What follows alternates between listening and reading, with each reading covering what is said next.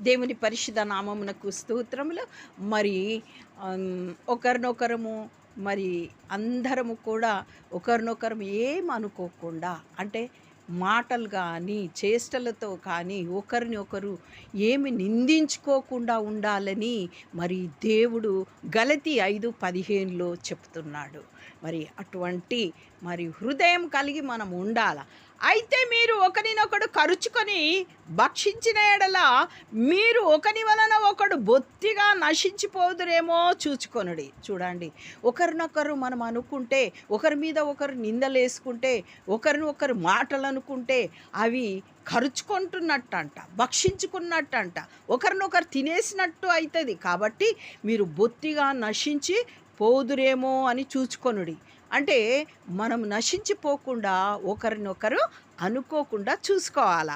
14వ వచనంలో గలతీ 5:14లో ధర్మశాస్త్రం అంతయు నిన్ను వలని పొరుగువాన్ని ప్రేమించుము అను ఒక్క మాటలో సంపూర్ణమైంది. ఈ ధర్మశాస్త్రం ఎవరు నెరవేర్చిండు? యేసుక్రీస్తు వారు సిలువలో ధర్మశాస్త్రము నెరవేర్చిండు. ఈయన ఎటువంటి స్వరూపం గలవాడు? ప్రేమ స్వరూపి. అందుకనే ఈ ఒక్క మాటలో, ప్రేమ అనే ఒక్క మాటలో ఈ ధర్మశాస్త్రము నెరవేర్చబడింది. ఆయననే ప్రేమ స్వరూపి అయిన యేసుక్రీస్తు వారు ద్వారా ఈ ధర్మశాస్త్రము నెరవేర్చబడింది. 1 యోహాను 4:8లో దేవుడు ప్రేమ స్వరూపి అయి ఉన్నాడు కదా. 1 యోహాను 4:12లో ఏ మానవుడును దేవుణ్ణి ఎప్పుడు చూడలే, కానీ మనం ఒకరినొకడు ప్రేమించిన ఎడల దేవుడు మన యందు నిలిచి ఉండును. ఆయన ప్రేమ మన యందు సంపూర్ణమవుతుంది. ఆయన ప్రేమ స్వరూపి అయిన ఉన్నాడు కదా. ఆయన మనలో సంపూర్ణుడుగా నిలవాలి అని అంటే మనం ఒకరినొకరు ప్రేమించుకోవాలి. 1 యోహాను 4:16 చివరిలో దేవుడు ప్రేమ స్వరూపి అయి ఉన్నాడు, ప్రేమ యందు నిలిచి ఉండువాడు దేవుని యందు నిలిచి ఉన్నాడు. అప్పుడు నీకేది కావాలో అది అడిగితే దేవుడు ఇస్తాడు. దేవుడు వాని యందు నిలిచిన్నాడు.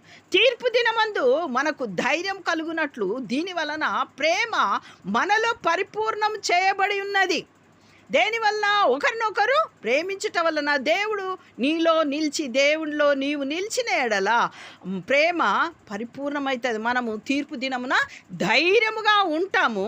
ఏలైనగా ఆయన ఎట్టివాడై ఉన్నాడో మనము కూడా ఈ లోకంలో అట్టివారమై ఉన్నాము, ప్రేమ కలిగిన వారమై ఉన్నాము. కాబట్టి మనము ఇతరులను, ఈ గలతీ 6:2 ఒకని భారము ఒకడు భరించి ఇలాగు క్రీస్తు నియమమును పూర్తిగా నెరవేర్చుదుముగాక. అట్లా ఒకని భారం ఒకరిని భరించేవారమై ఉండి క్రీస్తు నియమం ఏంటిది? ప్రేమ. ఆ ప్రేమ అనే నియమాన్ని మనము